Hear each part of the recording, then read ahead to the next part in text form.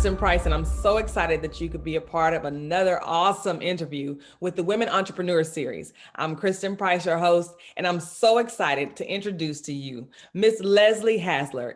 She's a dynamic author, speaker, and business strategist guiding women owned service-based businesses into more profits, cash flow, and success. Business owners come to Leslie seeking a way to strategically scale their businesses richly, stop the money leaks, and get back in control with confidence.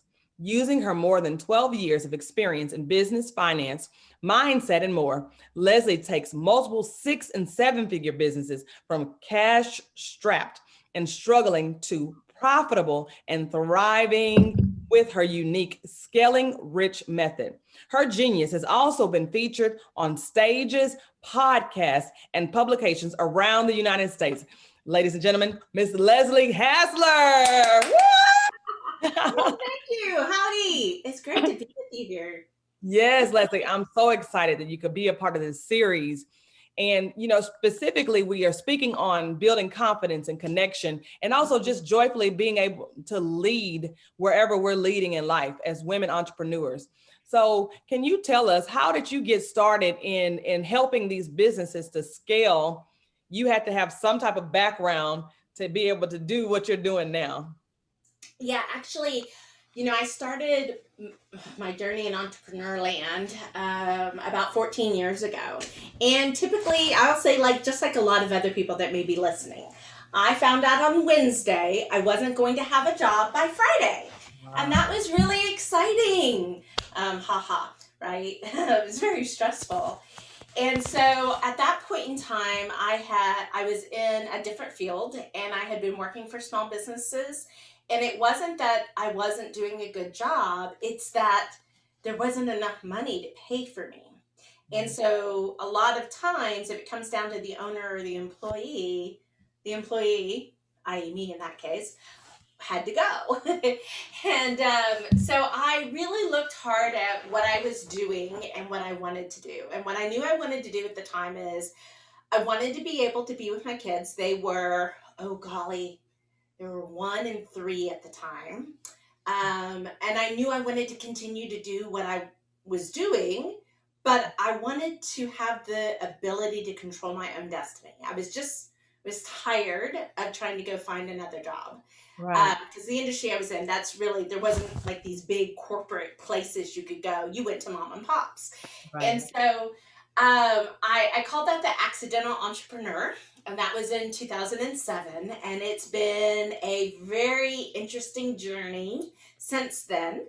I ran that business successfully. I mean, we had our ups and downs just like everybody did. I mean, I opened up in '07, the market crashed in '08. What business was it?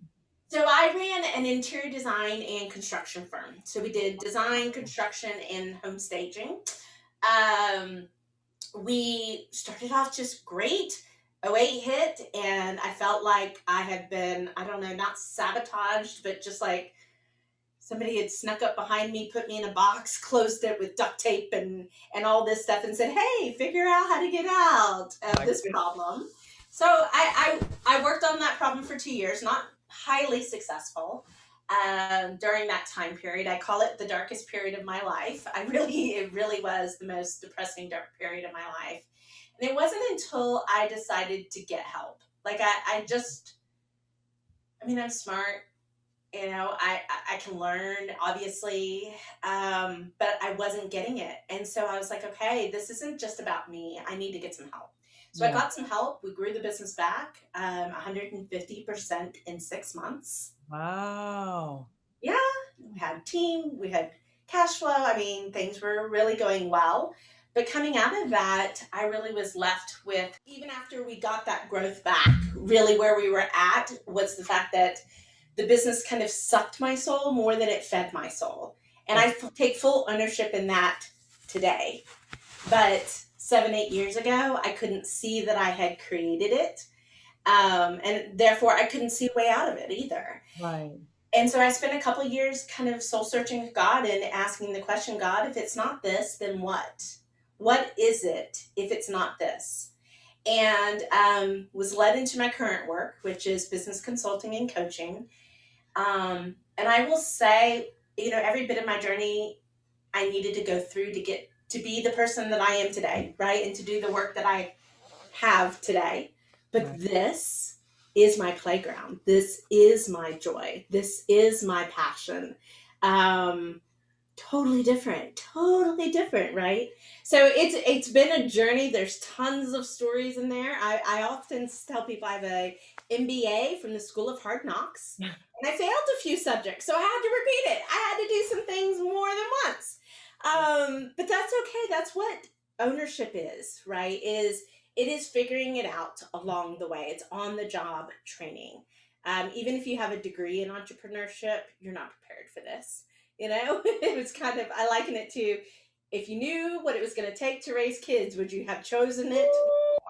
Yeah, it's the same. Like, everything's different, everything changes, everything is, an opportunity. And so it's, I do enjoy what I do. I do enjoy being an entrepreneur. I consider myself unemployable, for so many reasons. But Awesome. So now you talk about scaling. So yeah. exactly what is your method of scaling? What do you do for businesses when you come into the company? What is the idea? What are they asking you to do? So, it's really interesting because unless you've gone through this process before, I think people's misconception of what scaling is huge, because we often get growth and scalability mixed up. So Right. I want to clarify that, because that helps you understand the difference in how what I do actually works, because it is different. So growth for a lot of business owners, that's going to be your foundational years.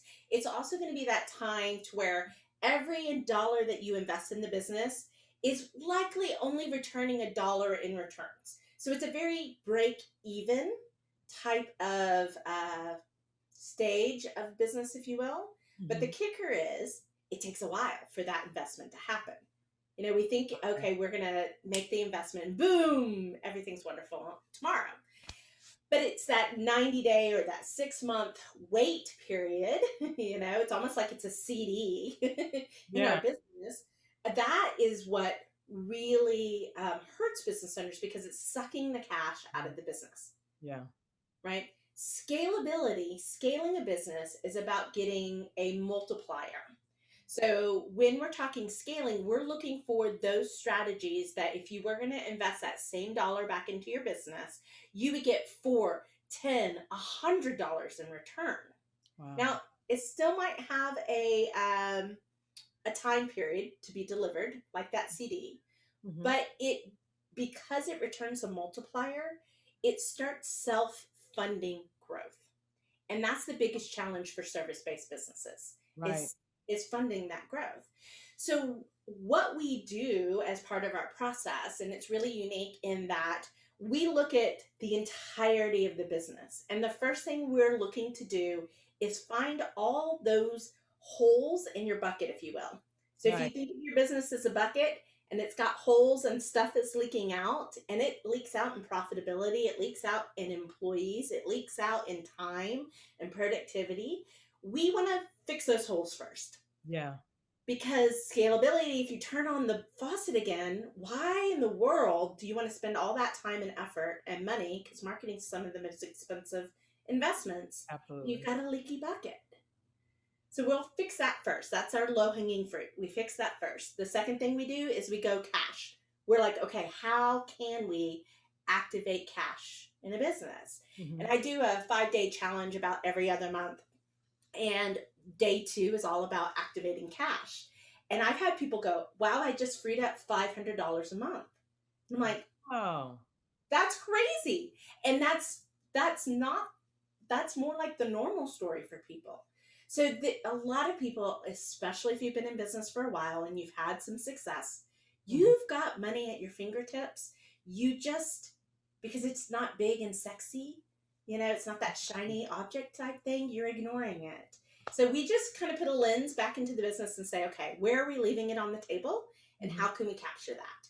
It's then that we move into some of the scalable strategies that will really take that business to the next level. That's awesome though. Scaling. So it makes sense. And that's, I mean, you can get more for your dollar. You can put in and you can get multiple amounts back in. I mean, that's huge, So that I know that women and entrepreneurs would be much happier in a place of doing that. What kind of timeline do you usually take to get something like that done? Well, let's look at it this way. Rome wasn't built in a day. And what we don't want to happen, which does happen in businesses all the time, is we don't want these two things to happen. First off, we don't want to grow and then implode. We don't want to scale and then implode and shrink back. And that happens every day because people haven't put the foundations. Think of that leaky bucket, right? They didn't plug the leaks. The next thing that we don't want to do is you don't want to grow in such a way that we burn out. Right. That you burn out yourself or your team. So we want to make sure it's sustainable. What we're really looking at is how do we ensure, and just read an article on it, how do we ensure we have cash reserves to stay the course, so to wait for a return? How do we ensure that our team can handle the capacity? Because most teams have like a 10 to 20% capacity gap that we can capture. Right. And then how do we do things like hire quickly enough, hire the right people at the right time so that we can keep everything going? Right. That takes a lot of strategy, and a lot of intention. But a lot of business owners are so used to reacting. Right. And not being in control. You were talking about confidence and joy. Well, control and prep, being prepared and having a plan, that's really the answer to confidence and joy. Absolutely. Absolutely. Like, I mean, you were talking about a foundation too, and that was something in what type of foundation as a business owner, what should that encompass as, I would ask you as one themselves, a person, and then also in, building a foundation for their business if maybe it was shaky in the beginning. What would they need to add or? The first foundation we want to concentrate on is getting clients reliably. And that's usually your marketing, your sales, your, the message that you can do to entice people in. That's a growth foundation. That's a growth move, right? Not a scalable move. Right. Scalable move means we're going to maximize their impact in the business in form of how big are their sales. Mm-hmm. Can we get them to come back? Can we get them to refer? Those are all scalable moves because what we're doing is we're getting more from the resource that we have. Right. Okay. Right. And so that's just kind of like exact one instance. The other thing that we want to do, because you asked, how long does it take? It can take a while. When I'm working one-to-one, I typically am working for at least a year, sometimes two, to get all those foundational pieces shored up and getting the scalability in. Because what we've got to do is we don't want to capsize the business. We don't want to put undue stress in it. And I kind of like say, look, your business is a Fiat. We want to still drive the Fiat on the freeway at 80 miles an hour so it still goes. But we're going to take it apart piece by piece in such a way that when you're done, you have a Tesla. Absolutely. Hey, nothing wrong with that. And there's nothing wrong with that. It's just, it's a very intentional, strategic thing that you do, not so much a fly by the seat of your pants type of thing you do. Right. Now, can I ask you this, because you've been doing this, you're running your company and you're an entrepreneur. Mm-hmm. How are you balancing your children, your family, and running these businesses? I got over the I have to do everything myself trap a long time ago. Mm-hmm. Is number one. Okay. So that's an important transformation to happen, going from doing all the work to being the one that ensures the work gets done, right? So that means we're leveraging people. That's one of the key scalable leverage points. The next thing is I looked at what can I automate? What can I simplify? Okay. So many times we put these hurdles and obstacles in our business to make it complicated. Right. Well, what's simple gets done. So, really coming down to the brass tacks of what is the basics that we need to do that we can sustain, whether I have 10 clients or 100 clients. Building in that kind of Wow. Simplicity is key. But I think also really where you got to get is I'm very intentional with my time. Okay. So I have a big three that I focus on every week, probably three that I focus on every day. Hmm. You know, it's not like I care. I actually don't have a to do list. I haven't had a to do list for years. Wow. So what kind of list is it, or what are the three? What would you So say? this week, this three are we're about to launch Facebook ads. So we have a 5 day challenge coming up. Our promotional period starts next week, right? And so we're getting all the ads and everything ready for that type of adventure. Okay. Well, if you've run Facebook ads, you might think it's as easy as who's going to post. Hey, no, it's just not, right? There's so many pieces and parts. So that's a really big effort that we're putting through. I have like a speaking initiative. So our goal is to be on 48 stages and communities throughout this year. Awesome. We're at 16. Yay! Wow. But that's still 32 more that we've got to research. I want to make sure we're a good match. So I'm actually listening to a lot of things, which takes time, right? And then it's like things that I've got to get another lesson done for my Thrive and Flourish community, actually on strategic planning and the steps to do your annual strategic planning, your big guy, and all that process. So that's probably my third item. It's scheduled for tomorrow, you know? That's awesome.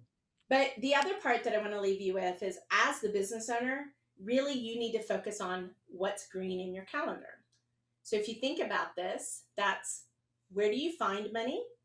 Where do you bring money into the business and how do you serve that money? So that's marketing, sales, and operations. If you don't have enough of that on your calendar every day, that's when the business gets stalled. And Right. that's creates that feast and famine roller coaster. Absolutely. That's good. That's really good. Now, because you have a lot of information. Um, I don't know if your background is in business or do you read a lot of books? Where do you get your knowledge and your information and understanding of this stuff? So one, I do have a brain for business. That's just one of my core talents. Two, I do a lot of research and preparation. So even like one of those lessons in Thrive and Flourish community that I'll be working on, the amount of research that goes in to ensure. And here's what it is: like I've got the intuition, I have the experience, but I want to make sure that I'm right. So Right. I go through and I do an amazing amount of research and reading and absorbing of content. So we really do spend a lot of time making sure we're at the forefront of the latest and greatest. But I think one of the key things is, especially for service-based businesses, there's so much information out there for products. There's so much information out there for tech. There's minuscule amount of information about service. And so what's crazy about that is 80% of 26 million businesses out there, 80% of them are service based, Wow. right? So I like to go out and find out what's working and then kind of filter it and disseminate it in a way that makes sense for service based businesses. That's awesome.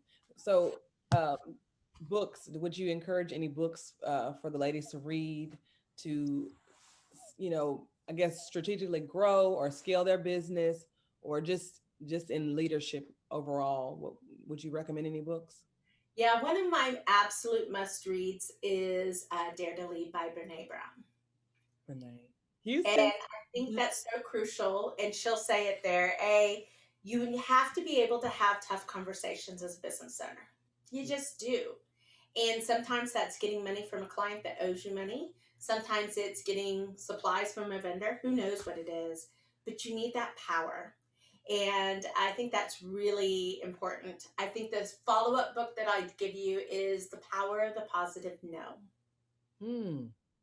Every time you say yes to all the demands on your time, you're saying no to the possibilities. Wow, that's huge. Yeah. Yeah. And I like the power of the positive no, but I call it the Disney moment. You know, it's the Disney no. If you've ever been to Disney and had an employee tell you no, they say it in a way that you go, oh, why, thank you. you know? And so it just, I think it feels good for a lot of women and puts them into a confident, powerful position in their business. Awesome. Thank you. That's You're good welcome. stuff. Good information. Scaling, what is it? Scaling rich. Scaling Rich, that's what we do. So Um, how can we, oh, go ahead. Were you going to say something else? oh, no, go for it. I was going to say, how can women, if they want to scale up in their service-based business, how can they scale up with you? How can they connect with you? Of course, always the Your Biz Rules website. We have tons of resources and tips and strategies. I give away a lot for free. But one of the things I'm really excited about is our Scaling Rich quiz.